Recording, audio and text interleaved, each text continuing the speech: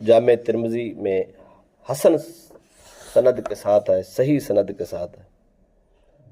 حضرت ابو جرئی جابر بن سلیم رضی اللہ تعالیٰ عنہ فرماتے ہیں، میں نے لوگوں کو دیکھا وہ ایک آدمی کی رائے کو تسلیم کرتے ہیں اور اسے سچ اور حق سمجھتے ہیں، اور ان کی بات کو ہی وہ فالو کرتے ہیں، جو کچھ وہ کہہ دیں وہی کچھ ہوتا۔ کہتے ہیں میں نے جب یہ ساری صورتحال دیکھی کہ اتنا بڑا عظیم انسان ہے کوئی جس کی بات کو ٹھکراتے بھی نہیں، اختلاف بھی نہیں کرتے، جو منہ سے نکلے وہ کر دیتے ہیں۔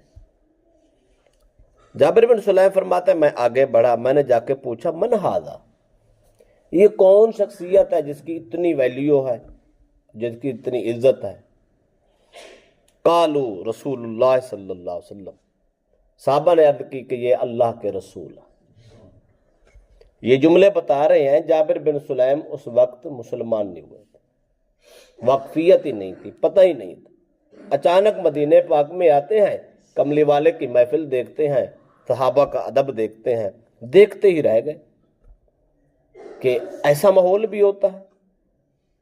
ابھی منہ سے بات نکلی ہوتی ہے، صحابہ کی دوڑیں لگ جاتی ہیں۔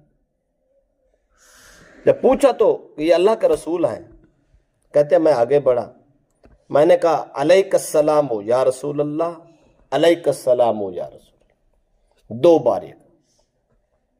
نبی اکرم صلی اللہ علیہ وسلم خاموش رہے، آپ نے جواب نہ دیا۔ جب یہ خاموش ہو گئے جابر بن سلیم تو سرکار نے پھر فرمایا لا تقل علیک السلام علیک السلام تحیۃ الموتى۔ سرکار نے فرمایا جوان علیک السلام جو کہہ رہے ہو یہ نہ کہو، کیوں؟ یہ مردوں کا سلام ہے۔ حکم یہ ہے نا قبرستان میں جاؤ تو اہل القبور کو کہو السلام علیکم یا اہل القبور، زندوں کا کام ہے السلام علیکم کہنا، پھر ان کا کام ہے وعلیکم السلام کہنا۔ سرکار فرمایا تم مجھے سلام کر رہے ہو تو سلام پھر السلام علیکم سے کہو۔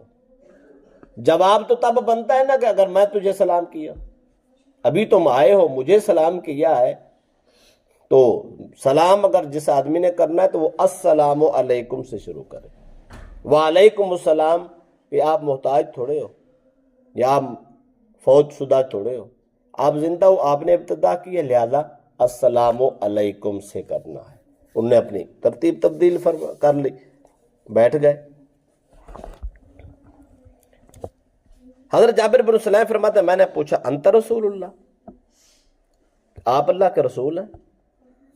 آپ نے ارشاد فرمایا انا رسول اللہ الذی اذا اصابک ضر فدعوته کشفک عنک۔ سرکار نے فرمایا ہاں میں اللہ کا رسول ہوں اور اس کا رسول ہوں جس کی شان یہ ہے اگر تجھے کوئی تکلیف، کوئی مصیبت، کوئی دکھ پہنچے تو ہاتھ اٹھا کے دعا مانگے تو میرا رب دکھ دور کر دیتا۔ وَإِذَا أَصَابَكَ عَامُ سَنَةٍ فَدَعَوْتَهُ أَنبَتَهَا لَكَ۔ فرمایا اگر تجھے قحط سالی کا سامنا ہو، بھوک کا دور آ جائے، مشکل میں تو پھنس جائے، میرے رب سے تو ہاتھ اٹھا کے دعا مانگے تو رب ہریالی ہی کر دیتا۔ تیسرا جملہ فرمایا وَإِذَا كُنْتَ بِأَرْضٍ قَفْرٍ أَوْ فَلَاتٍ فَضَلَّتْ رَاحِلَتُكَ فَدَعَوْتَهُ رَدَّهَا عَلَيْكَ۔ فرمایا اگر تم سفر میں ہو، جنگل کا ماحول ہو، بیاباں ہو، کوئی آبادی نہ ہو، بتانے والا نہ ہو، ایسے بیاباں میں تیری سواری گم ہو جائے، جنگل میں کھڑا ہو کے رب سے دعا مانگ، رب تیری گم شدہ سواری واپس لوٹا دے۔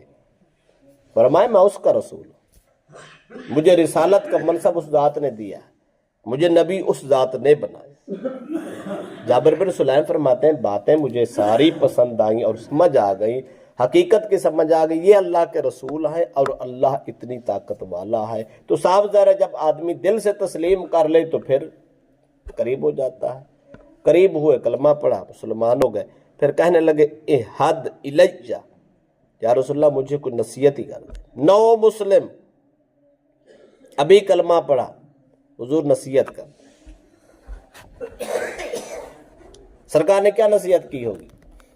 نماز پڑھا کرے، روزہ رکھے، فلاں کریں نہیں. سب سے پہلی نصیحت جابر بن سلیم کو جو کملی والے نے کیا وہ ہے کی ہے، فرمایا لا تسبن احدا، جابر آج کے بعد کسی کو گالی نہیں دینی.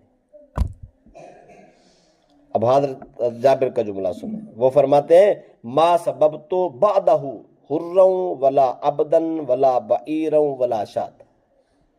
جابر بن سلیم فرماتے ہیں کملی والے کا میں نے یہ پہلا نصیحت کا جملہ سنا، اس دن سے لے کر زندگی کے آخری لمحے تک میں نے کسی آزاد کو، کسی غلام کو، کسی اونٹ کو یا کسی بکری کو بھی میں نے گالی نہیں دی.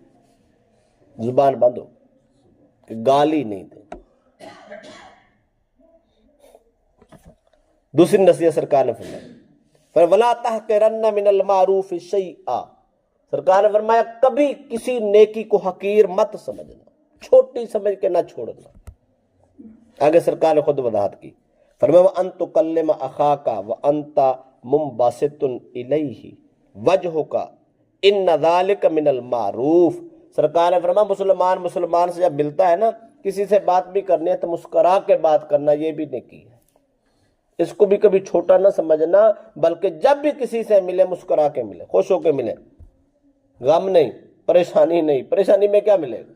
جو بھی تجھے ملے سینے سے لگاؤ، خوش ہو کے بولو. فرمایا یہ نیکی ہے. آپ سمجھے شاید اچھا مسکرانے سے کیا ملتا ہے، یہ کتنی بڑی نیکی ہے.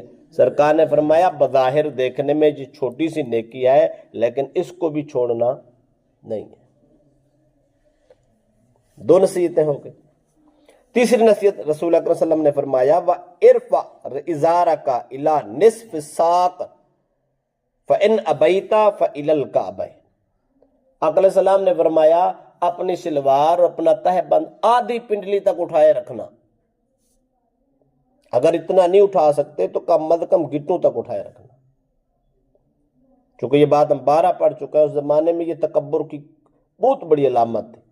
لوگوں کو کپڑے نہیں ملتے تھے، جن کے پاس ہوتے اتنے لمبے تہ بند باندھتے کہ تکبر کرتے، غرور کرتے. تو جہاں جہاں سرکار دو علیہ وسلم ضرورت سمجھتے اس پہ سختی کرتے. آپ نے فرمایا آدھی پنڈلی تک اٹھا لو. کیوں؟ یہ جو چادر گھسٹ رہی ہے یہ نہیں، یہ تکبر پیدا کرتے. تکبر کیا تو بندہ گیا. آقا علیہ السلام نے فرمایا یہ نہیں کرنا، آدھی پنڈلی تک اٹھاؤ. اگر ایسا برا لگے یا اچھا نہ لگے یا آپ نہ اٹھانا چاہیں تو کم از کم گھٹنوں تک اٹھائیں. یہ کپڑوں کا، لباس کا ادب ہے.